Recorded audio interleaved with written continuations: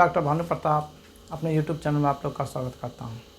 आज मैं जिस टॉपिक के बारे में बात करना चाह रहा हूँ बहुत ही कॉमन टॉपिक है, जिसका कि नाम है कॉन्स्टिपेशन। कॉन्स्टिपेशन के बारे में आप लोग बहुत ही जानते हुए, अगर हम लोगों का स्टूल का मात्रा कम हो जाए, स्टूल करने में डिफिकेशन करने में दिक्कत हो, स्टूल थोड़ा सा होता हो, क्लियर नहीं हो, एक दिन छोड़ के हो, 2 दिन पर हो, 4 दिन पर हो, तो ये सब क्या कहलाते हैं? ये कॉन्स्टिपेशन है। बहुत ज़्यादा स्टूल का हार्ड हो जाना, स्टूल करने में दिक्कत होना, बहुत आप लेक्सेटिव यूज कर रहे हैं, तरह तरह का उपाय कर रहे हैं, लेकिन कॉन्स्टिपेशन दूर नहीं होता है।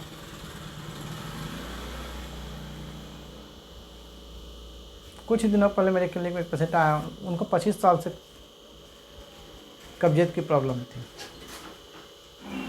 प्रॉब्लम लेकर आए थे वो पाइल्स का, और अगर मैंने फिर उनसे इन्वेस्टिगेशन की, पता चला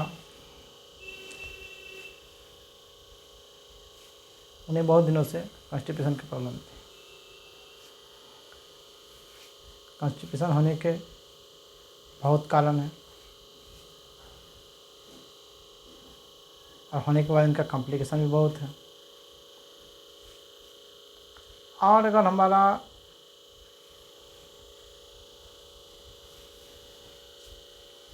इनका मेन प्रॉब्लम है डाइजेशन हम लोग का सही नहीं पड़ता।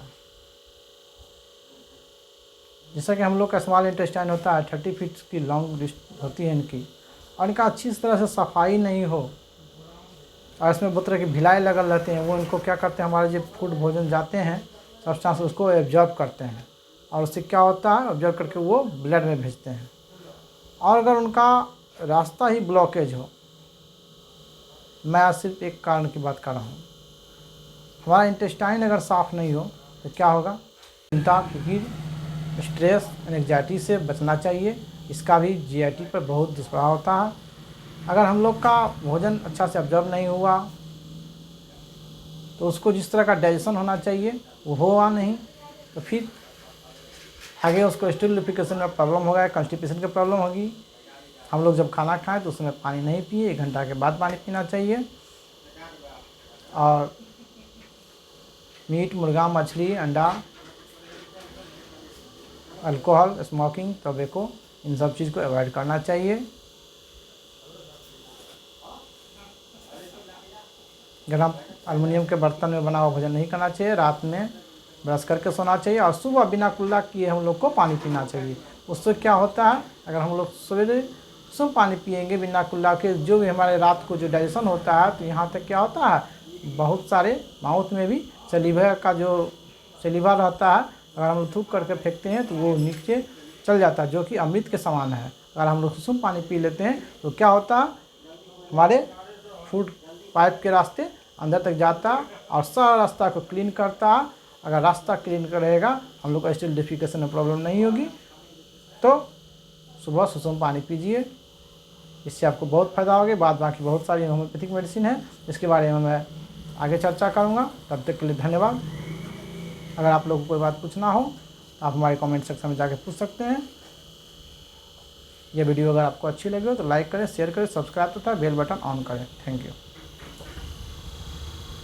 तो अगर हम लोग को फाइबर भी खाने में कम ले रहे हैं, उनका भी एक कारण है कॉन्स्टिपेशन होने का। बहुत सारे ड्रग्स ले रहे हैं, पानी की मात्रा कम पी रहे हैं, तेलगी का सामान हम लोग ज़्यादा खा रहे हैं, गरिष्ठ भोजन ज़्यादा खा रहे हैं, मैदा का सामान ज़्यादा ले रहे हैं। ये सब मेन कॉमन टॉपिक जो है, जो देखा जाता है, ये है। स्मोकिंग कर रहे हैं, ड्रिंकिंग कर रहे हैं, तंबाकू का सेवन कर रहे हैं, भोजन में अपने पूरा न्यूट्रिशन सब्सटेंस का ख्याल नहीं रख रहे हैं। तो ये एक मेन टॉपिक है, और मैं एक मेन जो बात है आप लोग को आज बता रहा हूँ कि किसी भी तरह का कॉन्स्टिपेशन हो, कितने दिन से भी हो, दवाई तो सभी खाते ही हैं, जो जिनको खाने का होता है, बहुत सारे लेग्जेटिव यूज करते हैं, लेकिन और इनका होने जाने के बाद कॉम्प्लिकेशन भी हो जाता है बहुत ख़राब, हर्निया होने का चांस रहता है। तो आज मैं ये आप लोग को कहने चाह रहा हूँ, अगर मेरा जीआईटी ट्रैक्ट, पेट सही नहीं हो, कब्जियत की प्रॉब्लम हो, तो इसका दुष्प्रभाव हम पूरे शरीर पर देखते हैं। क्योंकि एक स्टूल जो पास होना चाहिए वेस्ट मटेरियल, अगर वो गंदगी हमारा अच्छी से साफ नहीं हो, नहीं निकले, तो क्या होगा, वहाँ पर सड़न स्टार्ट हो सकता है, अल्सर होने का चांस है, ऑर्गन डैमेज भी हो सकता है, बहुत सारी गंभीर बीमारियाँ हो सकती हैं उनसे। तो सबसे बड़ी बात है कि हम लोग अपने इंटेस्टाइन को कैसे साफ़ करें। तो मैं आज जो आप लोगों को एक मेन टॉपिक बात बता रहा हूँ कि कब्ज के द्वारा बहुत सारी बीमारी होती है और आप इसको बिना दवाई के द्वारा कैसे ठीक कर सकते हैं। तो सबसे बड़ी बात है, आपको एल्युमिनियम के बर्तन में बना हुआ भोजन नहीं करना है, आपको कुकर का सामान नहीं खाना है, आपको बाहरी तेल घी का सामान नहीं खाना है, क्योंकि वो क्या होता है, कंटामिनेटेड होते हैं, हाइजीनिक सही नहीं होते हैं, धूल धड़कन गंदगी उस पर पड़ी रहती है और आप लोग जाके खा लेते हैं वही लिट्टी समोसा बर्गर चाउमीन, जो कि ठीक नहीं है, उसमें फाइबर की मात्रा नहीं होती है, वो हमारे इंटेस्टाइन के लिए बहुत ख़राब है।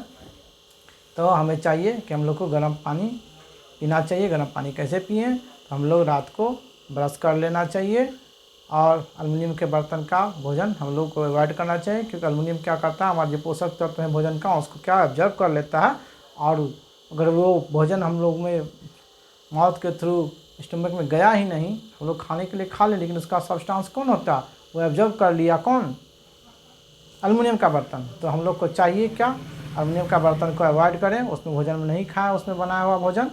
और हम लोग को रात को ब्रश करना चाहिए। चिंता, क्योंकि स्ट्रेस एंग्जाइटी से बचना चाहिए, इसका भी जीआईटी पर बहुत दुष्प्रभाव होता है। अगर हम लोग का भोजन अच्छा से ऑब्जर्व नहीं हुआ, तो उसको जिस तरह का डाइजेशन होना चाहिए वो हुआ नहीं, तो फिर आगे उसको स्टूलिफिकेशन में प्रॉब्लम होगा, कॉन्स्टिपेशन की प्रॉब्लम होगी। हम लोग जब खाना खाएं तो उसमें पानी नहीं पिए, 1 घंटा के बाद पानी पीना चाहिए। और मीट, मुर्गा, मछली, अंडा, अल्कोहल, स्मोकिंग, टोबैको, इन सब चीज़ को अवॉइड करना चाहिए। गरम एल्युमिनियम के बर्तन में बना हुआ भोजन नहीं करना चाहिए। रात में ब्रश करके सोना चाहिए और सुबह बिना कुल्ला किए हम लोग को पानी पीना चाहिए। उससे क्या होता है, अगर हम लोग सवेरे सुबह पानी पिएंगे बिना कुल्ला के, जो भी हमारे रात को जो डाइजेशन होता है, तो यहाँ तक क्या होता है, बहुत सारे माउथ में भी सलीवा का जो सलीवा रहता है, अगर हम लोग थूक करके फेंकते हैं तो वो नीचे चल जाता है, जो कि अमृत के समान है। अगर हम लोग सुसुम पानी पी लेते हैं तो क्या होता है, हमारे फूड पाइप के रास्ते अंदर तक जाता है और सारा रास्ता को क्लीन करता है। अगर रास्ता क्लीन रहेगा, हम लोग को स्टील डिफिकेशन में प्रॉब्लम नहीं होगी। तो सुबह सुसुम पानी पीजिए, इससे आपको बहुत फ़ायदा होगा। बाकी बहुत सारी होम्योपैथिक मेडिसिन है, इसके बारे में मैं आगे चर्चा करूँगा। तब तक के लिए धन्यवाद। अगर आप लोगों को कोई बात पूछना हो तो आप हमारे कमेंट सेक्शन में जाके पूछ सकते हैं। यह वीडियो अगर आपको अच्छी लगी हो तो लाइक करें, शेयर करें, सब्सक्राइब तथा बेल बटन ऑन करें।